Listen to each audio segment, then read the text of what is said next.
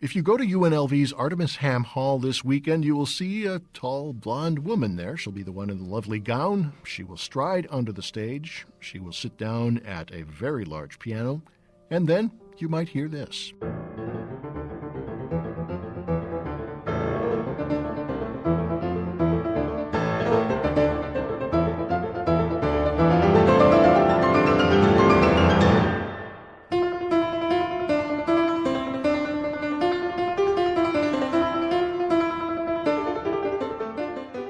That's the sound of Valentina Lisitsa's fingers flying across the keyboard. She will perform tomorrow evening with the Las Vegas Philharmonic at UNLV's Artemis Ham Hall.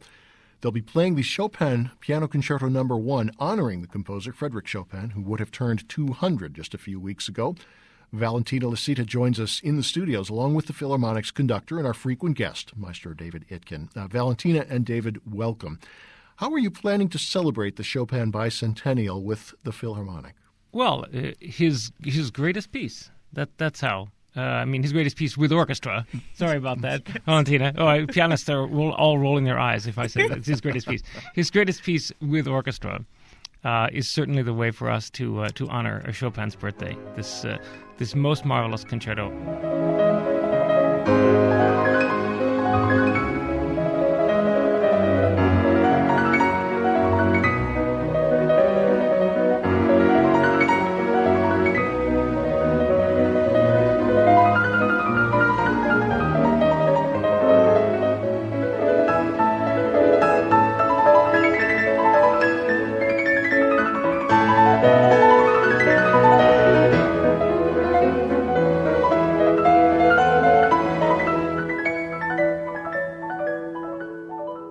I love his other concerto too, but this is really the piece that we think about when we think about Chopin concerti. Have the two of you worked together before? Have you played together? Almost. No, twice almost. It came very close. We came very close twice. We came really, really close 2 months ago, and then we came sort of close 12 years ago, but no sale either time. What happened? Let's see. Just two pianos passing in the night? Actually, the same thing both times. Both times it was being scheduled, and then I left the orchestra. Oh, I see. I left my orchestra in suburban Chicago, where Valentina had played several times before I came, and she'd been a big hit, and so they were about to invite her back, and then I left. And then she was booked to play and played Arkansas Symphony this season, but I'm already gone. You're not living in Las Vegas, are you? No, we live in Dallas actually right now, but we feel like we live in Las Vegas because we're here a lot. Valentina Lisitsa, as the soloist, what do you like about playing Chopin? What about Chopin's music appeals? Well, for any pianist, it's such a treat to play his music. I mean, he wrote so much for piano and so little for orchestra. Actually, with this concerto, when I was sort of reviving it because I haven't played it for a while, it's interesting that I went back through many recordings. In all the early recordings, of course, they don't date back 200 years, but all 100 years recording and less than that. Actually, the big part of orchestra, this big exposition where orchestra gets to play it for 4 or 5 minutes, they're all cut to almost nothing. Just piano gets to play. It's very interesting. And we could talk about some point about why that is, but perhaps not on the air. It wouldn't be a civil discussion, in other words. It might not be a civil or respectful discussion. I see. Valentina, you earlier in March, I think gather around the 200th birthday, you played Chopin's 24 Etudes in Paris and then in the United Arab Emirates. Yes. How was that different? Chopin spent a lot of his life in Paris, but I gather he didn't spend a lot of time in the United Arab Emirates. What was the atmosphere like in those two different cities? How do they compare? Very different. Actually, that was my first time going that far, in Abu Dhabi, all those exotic places, and I didn't know what to expect. And if people think of Las Vegas, as you know, they have this, it's not to say fake, but, this impression of Europe, European cities. You see Eiffel Tower, you see all those exotic places there. Abu Dhabi is 10 times the same, Emirates, because they want it to look as normal Europe, like something normal normal and average. And yet you see, you drive on highway, you see those beautiful trees, everything. Behind it is a desert. And you feel the same in the way when you play concerts. Here, this little oasis of culture. They run absolutely exclusive music series. All the top orchestras are there. And yet it's still in the middle of desert. And it's strange to see people coming through this desert to come and listen. And it was very strange and peculiar atmosphere. Of course, in Paris, it was so normal and usual. It was, just to feel spirit of Chopin. Of course, poor Chopin, probably his spirit had to be in hundreds of places at the same time during his birthday. He was a busy man. Did the audiences respond in different ways? No, audiences are always the same. People recognize the same familiar melodies, tunes, or whatever you call it. Now, in your playing, your biography notes that you have a special affinity for Rachmaninoff and Beethoven. Yeah, it doesn't say anything about Chopin. But one reviewer has even written that the 19th century seems like your natural habitats when you play. Why those two composers in particular? Well, I would actually keep more composers on the list, except list would get too long, so I had to pick few. And that's probably Rachmaninoff and Beethoven are composers which music I play most of the time. I just recorded 5 Rachmaninoff concertos with London Symphony, and I'm working, gradually my way through Beethoven 32 sonatas.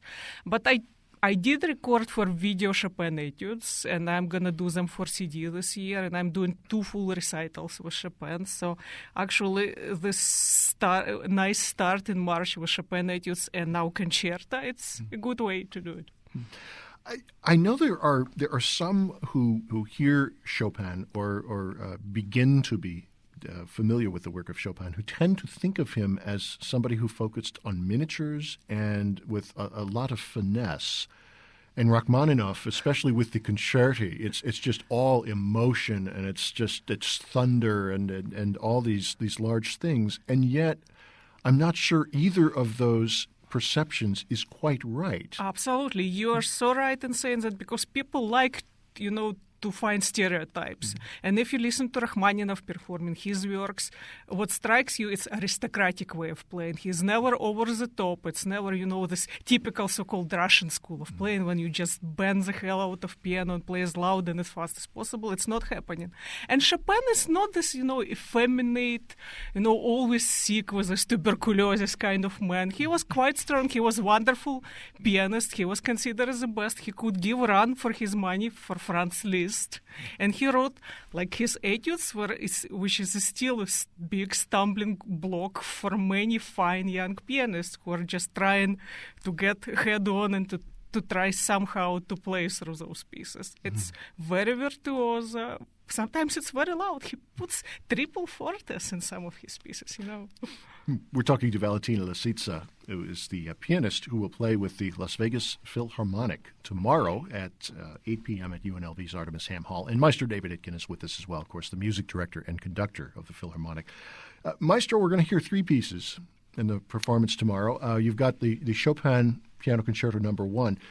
You have a couple of others as well. One, I think, is probably up there on the list of the most popular, shorter pieces, I should say, Prelude to the Afternoon of a Faun. And you've got some music by Grieg. Why did you choose these 2 works to complement Chopin? Well, when you have a really big work for a concerto, like the Chopin Concerto, which is big in every way, it's fairly lengthy. It's very big musically. There's a great deal of musical substance to the piece. It's not just a bunch of fast notes and a bunch of lots of scales and arpeggios, and so we needed music which complements it sonically, and also is very different sonically. So I actually started by pairing the Grieg in the second half with it. The Grieg Symphonic Dances, which is a piece that hardly anyone ever hears anymore in the concert hall. It's not a piece that's very much in fashion.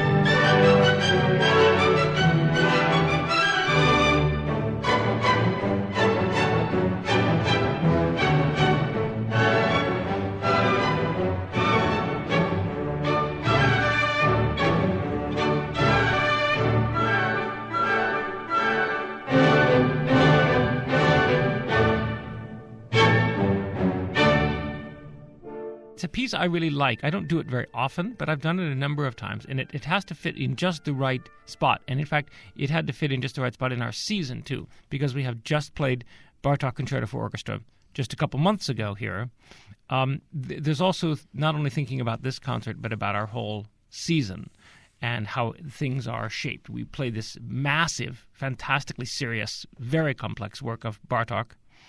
And to balance, we're doing this piece of Grieg, which is so delightful, really a joy to listen to, but kind of the other way of thinking about music. It is supremely unintellectual. And I don't mean that in a bad way. Some music has more than one function. Some music is very intellectual. Some music is very challenging spiritually and in terms of who we are as people. And then other music is just there to be enjoyed and listened to. It is not intellectually deep. That doesn't make it bad music or uninteresting or unimportant music. And the Grieg kind of fills that function to me. Is it a function of folk music? Because Grieg is so often thought of that way. Yes, there is much influence in this piece, not so much that he quotes any actual Scandinavian pre-existing folk tunes, but you get this very strong feeling from him, as you do in so much of his music. You kind of feel the fjord just around the corner in this music. Right from the very first note, we have a very strong sense of nationalism and a very strong Norwegian sense of playfulness and joy and melody that imbues the entire piece. And that really is what the piece is about. It's a fest of joy and simplicity, but in a good way. Simplicity in a really positive musical way. Now you accompany those two works with a third, Debussy's Prelude to the Afternoon of a Faun. I think the word gossamer when I hear that piece, because it just sort of unfolds in a kind of a leisurely way, but it's just so very pretty and so very gentle. It is, and I love this piece very, very much. There are lots of conductors, especially modern conductors, who either don't like this piece, don't like the Faun, or like it but don't get it. Yeah, they don't know what they're talking about. Yeah, I mean, well, but they like it and they conduct it, but you can tell when they conduct it they don't get it. And this is a piece which requires extraordinary discipline from the orchestra. Everybody, unlike the Grieg, in which I'm not sure anybody in our orchestra has ever played, because it isn't programmed very often, maybe a couple have. Every professional player has played Afternoon of a Faun, probably many times. But in spite of that, it's a piece that takes extraordinarily detailed rehearsal. It's not even 10 minutes long. I think it's 9 minutes long. And I spent an hour and a quarter last night with the orchestra on that piece. And there are lots of conductors that go, it's 9 minutes long, I'm giving it 15 minutes rehearsal. Everybody knows how it goes. So what's the big deal? The piece needs an extraordinary amount of delicate work from the orchestra and balance the various sonic elements in the piece so they are just right. You can't just play what's on the page and have it come out sounding the way this piece should sound. So we spent a lot of wonderful time together last night, actually, on this piece. It was a great joy to work with the orchestra and have the sound of the piece really become what it is supposed to be. Do flute players love this work? Gosh, I assume so. It features them, and they're so integral to the success of the work. And we have such a marvelous section. We have a marvelous principal flutist, and Alexander. I programmed this piece. I never programmed this piece without a flutist that I know. It would be stupid, that and trust and who makes a beautiful sound and is a wonderful artist. And Alexander is doing a beautiful job of the solo. In fact, a little hint forward, since our brochure is not out, Alexander is going to be soloist with the orchestra next season. At the end of the season, he and Kim DeLiebo are going to play Mozart flute and harp with the orchestra toward the end of next season. So yes, you need a very special person, a person who's a real artist to make this work. We're talking with music director and conductor David Itkin of the Las Vegas Philharmonic and pianist Valentina Lisitsa, who will collaborate tomorrow in a performance of Chopin's first piano concerto, along with the works by Grieg and Debussy. It's KNPR's State of Nevada. Valentina Lisitsa, you've got, when one thinks about collaborating, harmonizing, working with other musicians, you're married to your musical partner, Alexei Kuznetsov. The two of you often perform piano duos together. Do you always talk pianos, music, and things, whether you're at home, whether you're traveling, no matter where you are? Is that a subject you're often discussing? Frankly, quite often, yes. It's our lives. What kind of pianist is he? How does he compare to you in terms of your style and what you like to play? I don't think he's asking good or bad. No. He's not trying to get you in trouble. No, nothing like know. that. Yeah. No, I think we understand each other musicals. We're different kinds of musicians to start with, and it's good to have in any kind of collaboration. Look, even if you play with other soloists who is your partner or not, if you don't know these people, or you do play with orchestra, collaboration, it's always an interesting result because you get different aspects of view on the same piece. And, that's the case when the sum is more than separate parts. So it always is great because if you play duo piano, for example, quite often pieces are written in such a way that basically certain themes repeat identically for two pianos. So it's not good to try to be Siamese twins and to do identical copies of each other. I would guess it is probably a great strength when you play together that the two of you approach music differently. But the same with orchestra. For example, if we'll be playing the Chopin piece and orchestra gets to play the same music, which I as a soloist will be playing. So they get to introduce basically this music melodies to the public.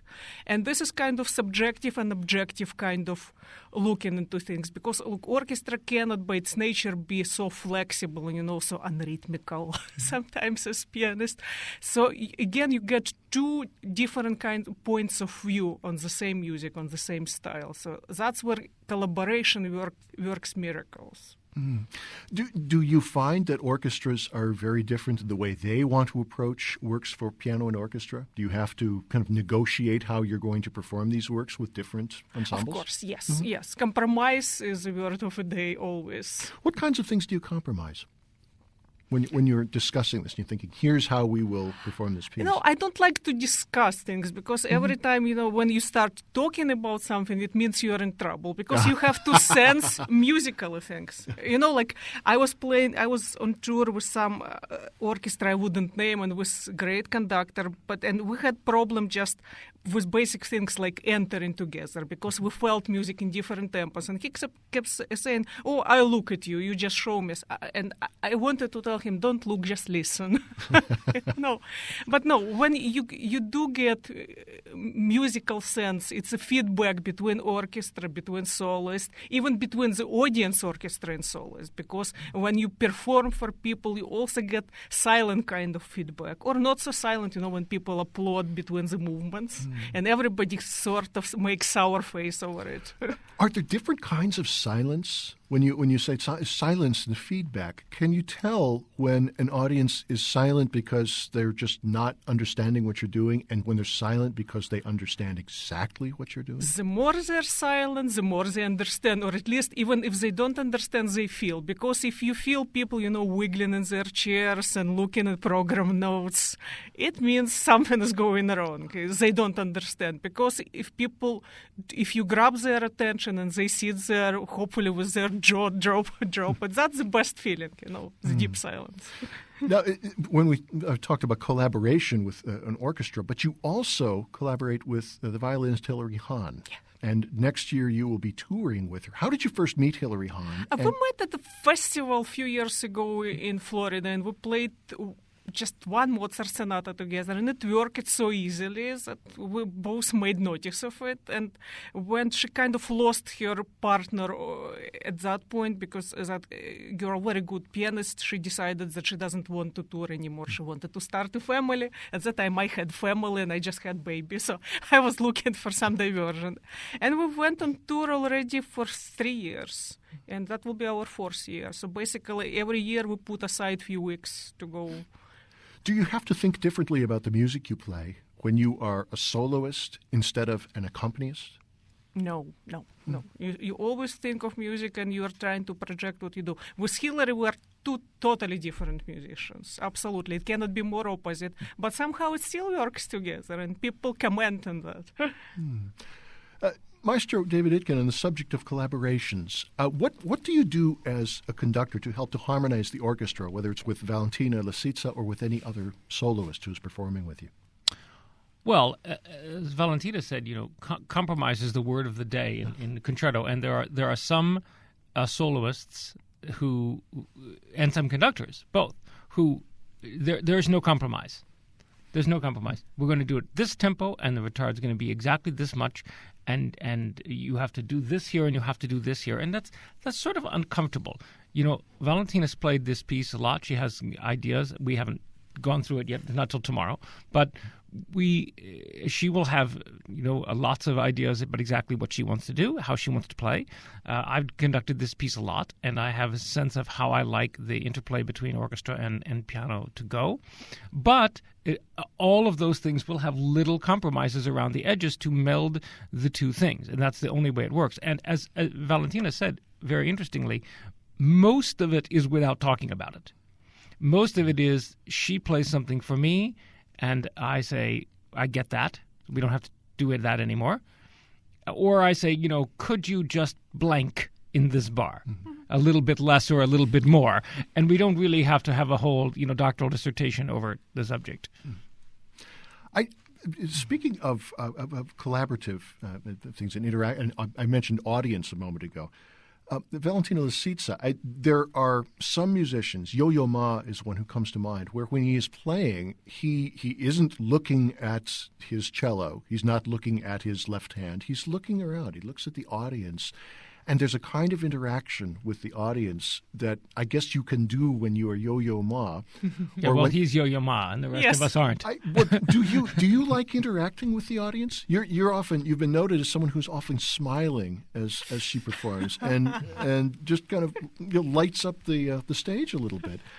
Do you enjoy that kind of interaction as well? I don't do it consciously, and actually when I was reading reviews about, smiling during performance, so maybe I am enjoying music too much. I'm not doing it for the audience's sake, of course. Well, I also think of Itzhak Perlman, where very often the eyes are closed and he's just got this wonderful kind of relaxed, almost dreamlike expression in his face as this music is just flowing out of his violin. Yeah, in ideal, if you get into this kind of state of, not meditation necessarily, but you are just totally immersed in music, and you don't notice all those, little pesky details.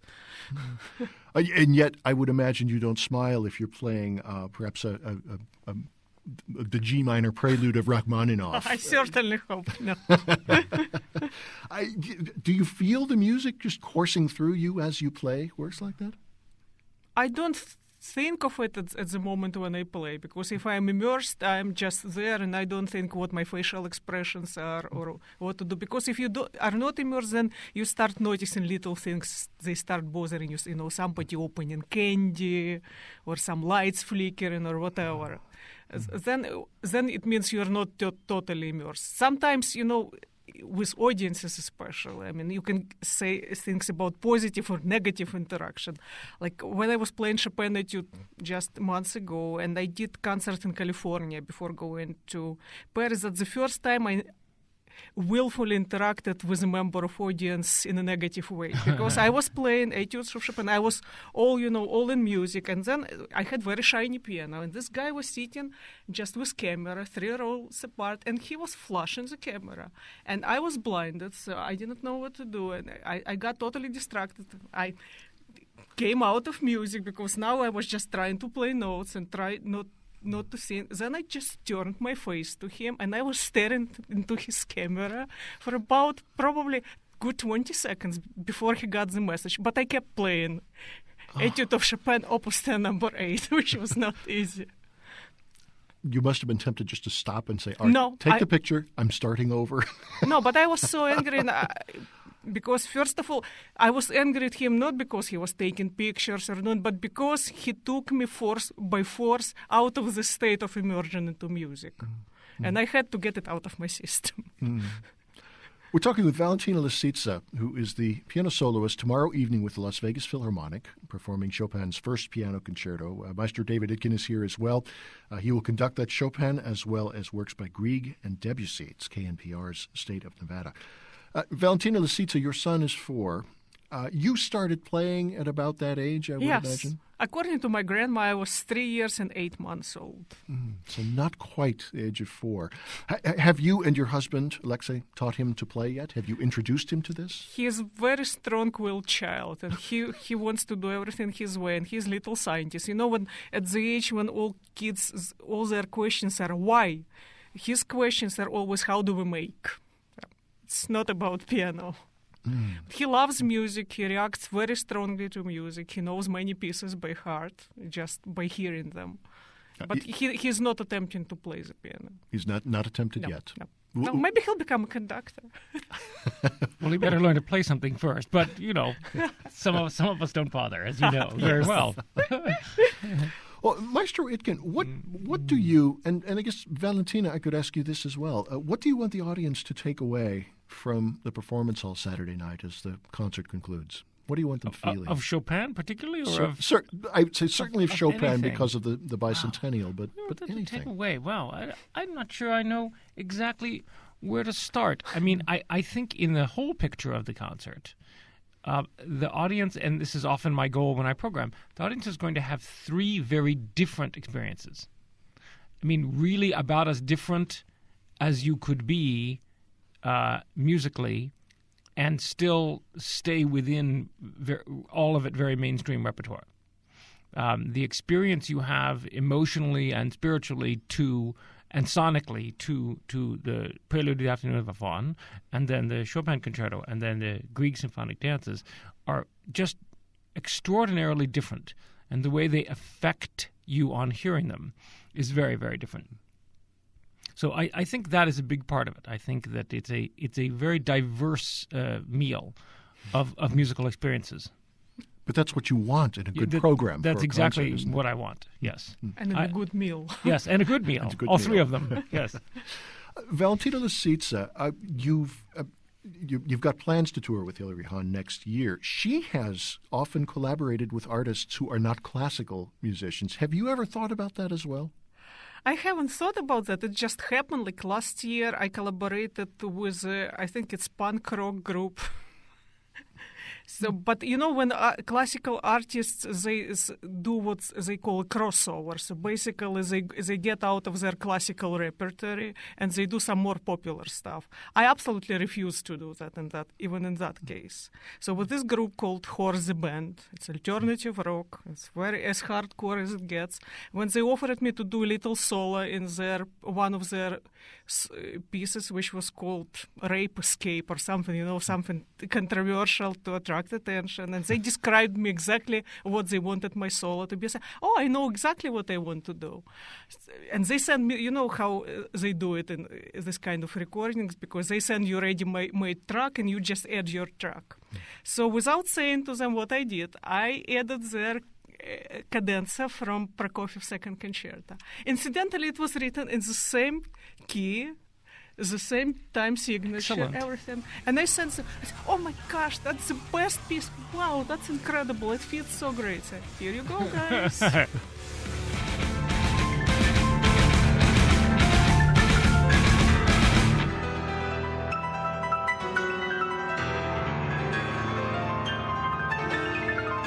So you could be heard in alternative rock circles. Yeah, but they crossed over to me. They crossed over to you, and you played Prokofiev. Yeah.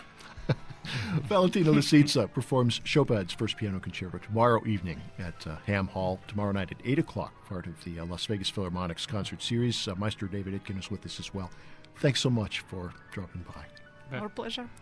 And thank you for joining us. KNPR State of Nevada is produced by Lee Hernandez and Irene Noguchi, with engineering production by Rich Copeland, Danielle Branson, our web director. Our executive producer is Ian Milchrist, with help from Adam Burke. Your thoughts and comments are always welcome. Pass them on to us at son@knpr.org. I'm Dave Becker. Thanks for joining us today for KNPR's State of Nevada.